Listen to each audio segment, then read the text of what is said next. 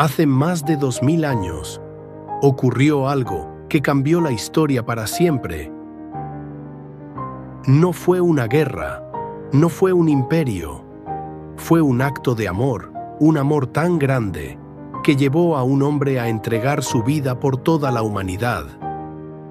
Ese momento es lo que hoy conocemos como Semana Santa.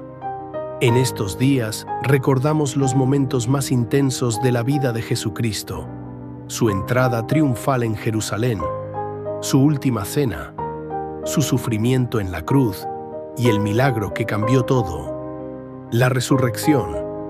Pero esta no es solo una historia del pasado, es una historia de amor, de sacrificio y de esperanza. Hoy vamos a revivir paso a paso los días que cambiaron la historia del mundo.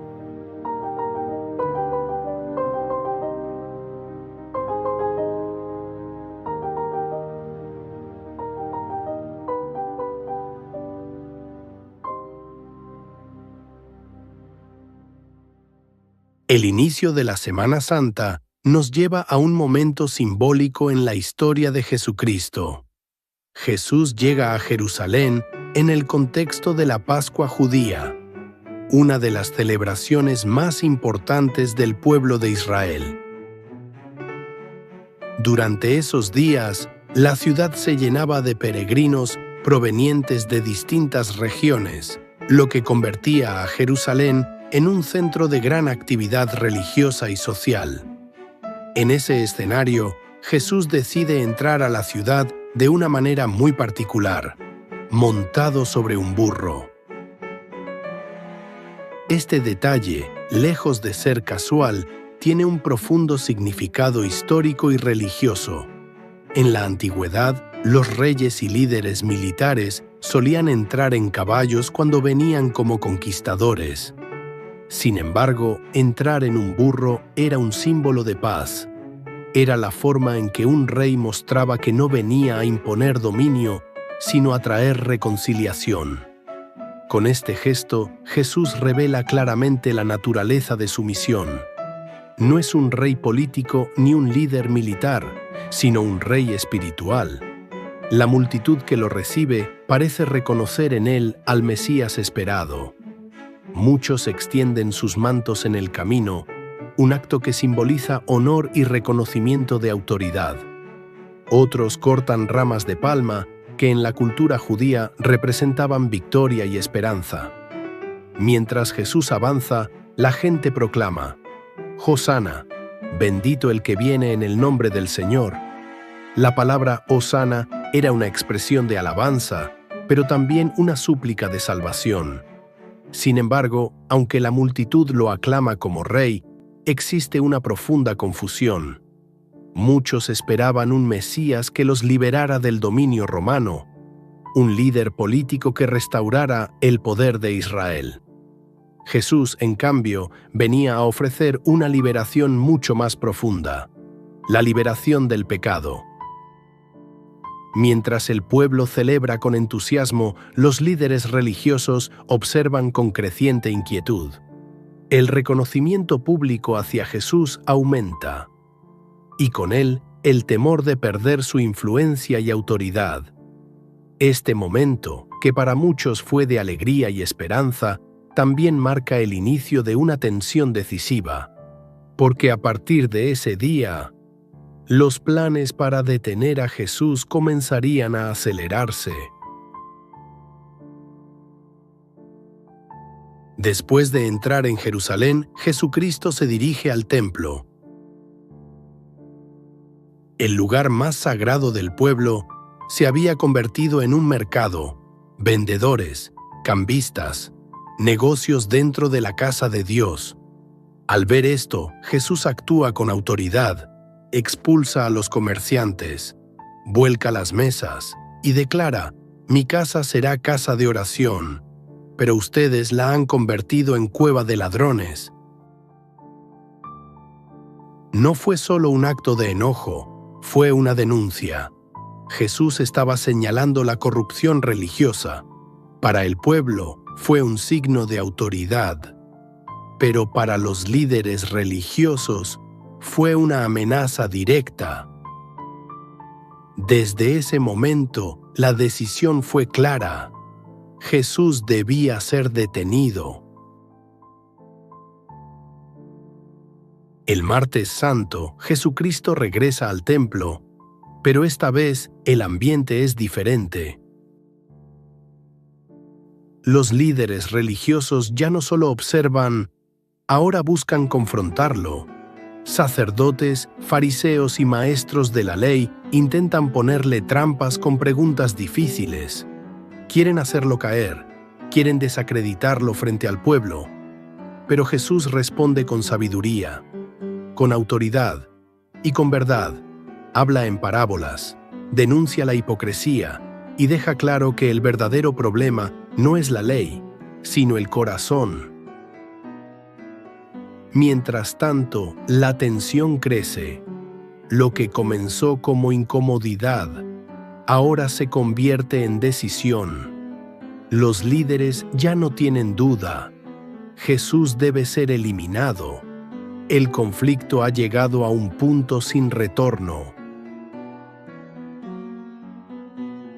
El miércoles santo marca un momento oscuro.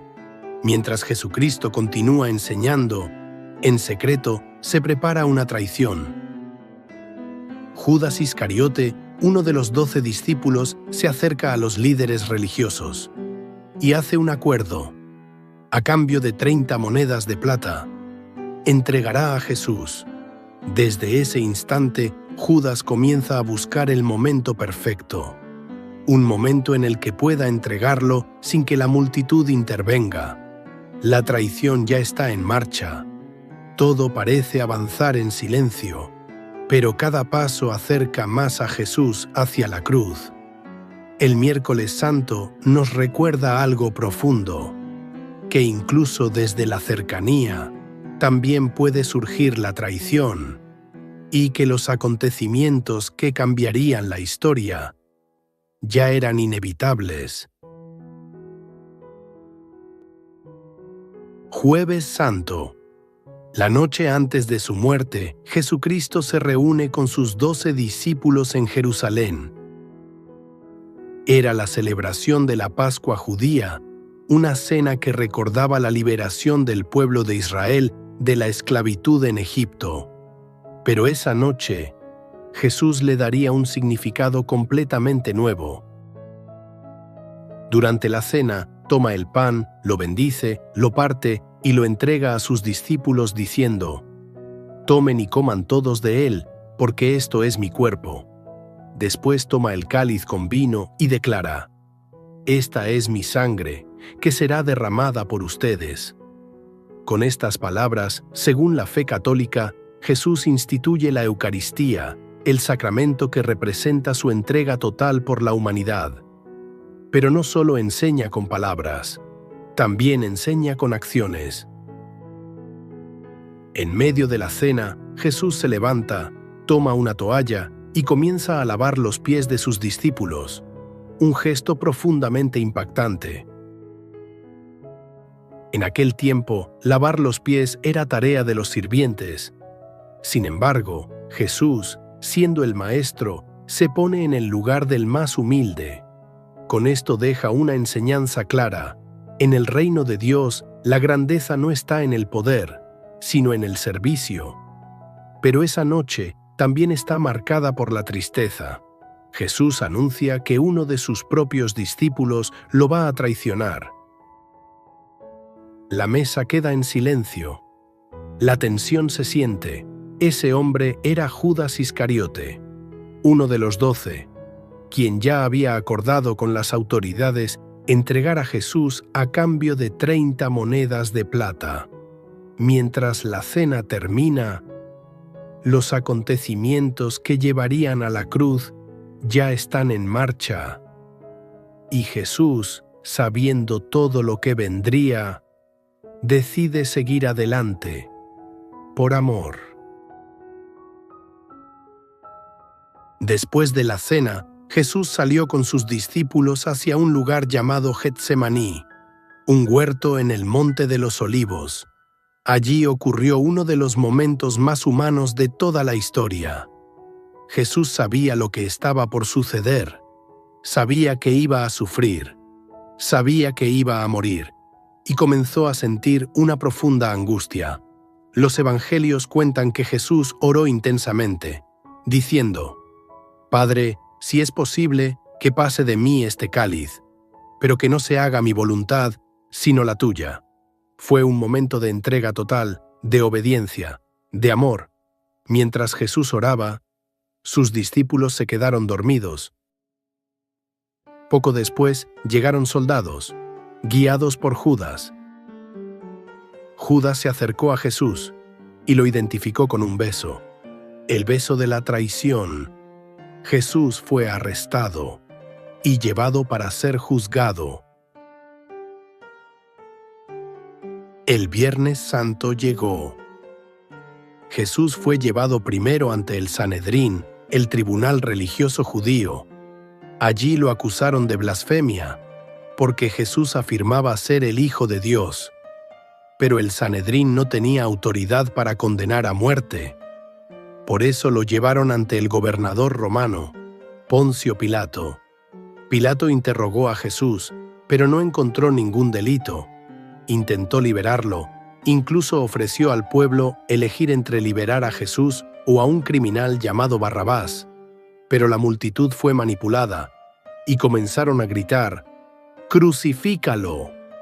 Pilato, temiendo un disturbio, cedió a la presión y condenó a Jesús a morir en la cruz.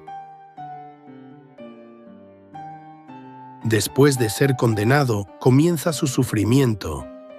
Es azotado por los soldados. Colocan sobre su cabeza una corona de espinas, como burla, al haber sido proclamado rey. Luego es obligado a cargar la cruz por las calles de Jerusalén. Este camino es conocido como la Vía Dolorosa, un recorrido marcado por el dolor, el cansancio y la entrega. Jesús avanza debilitado tras los golpes y la pérdida de sangre. En el trayecto, un hombre llamado Simón de Cirene es obligado a ayudarle a llevar la cruz.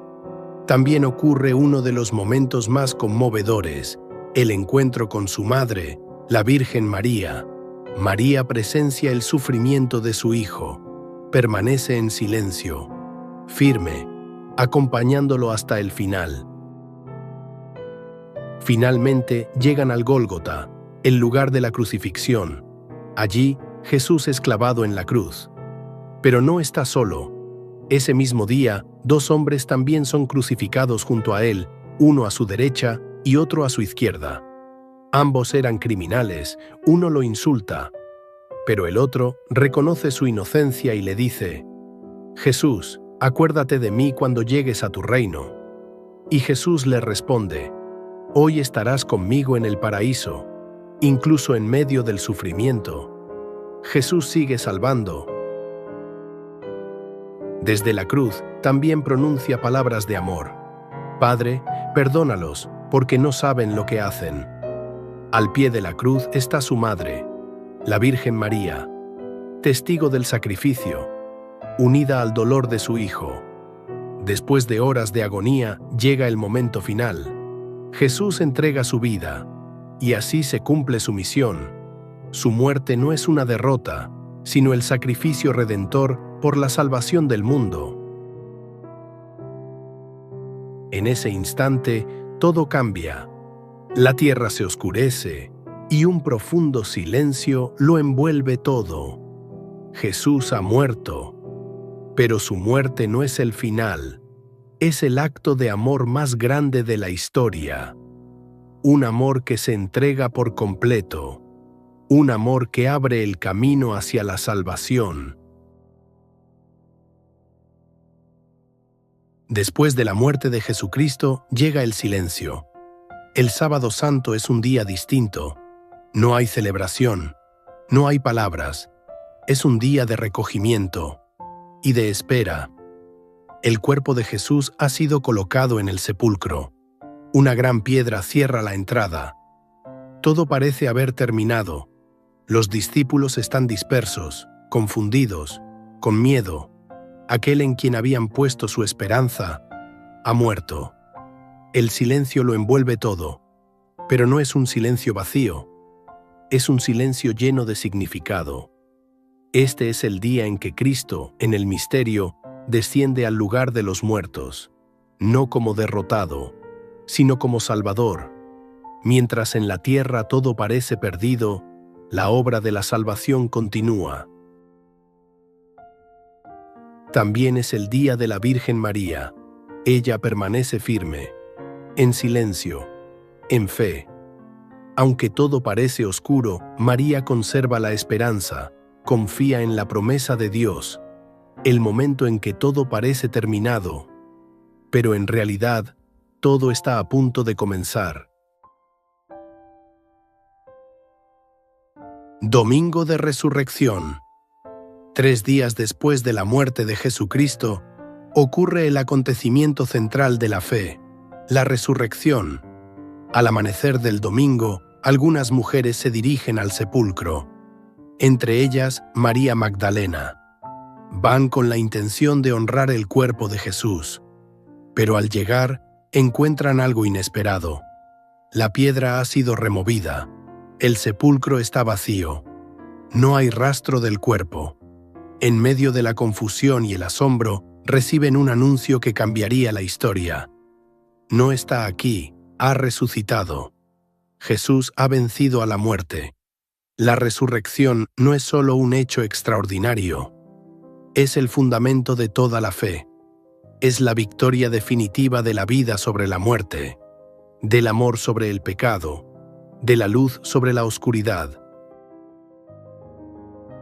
Después de esto, Jesús se aparece a sus discípulos, les habla, les da paz y les confirma que todo lo que había anunciado se ha cumplido.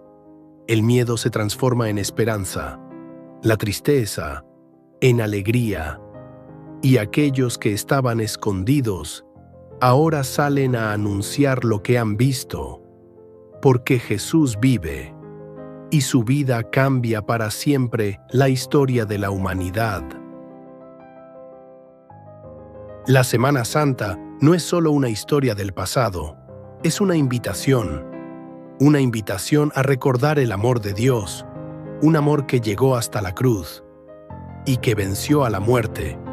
Por eso, cada año millones de personas en todo el mundo reviven estos días, no como un simple recuerdo, sino como una experiencia de fe, porque la historia de la Semana Santa no es solo la historia de Jesús, es también la historia de la salvación de la humanidad.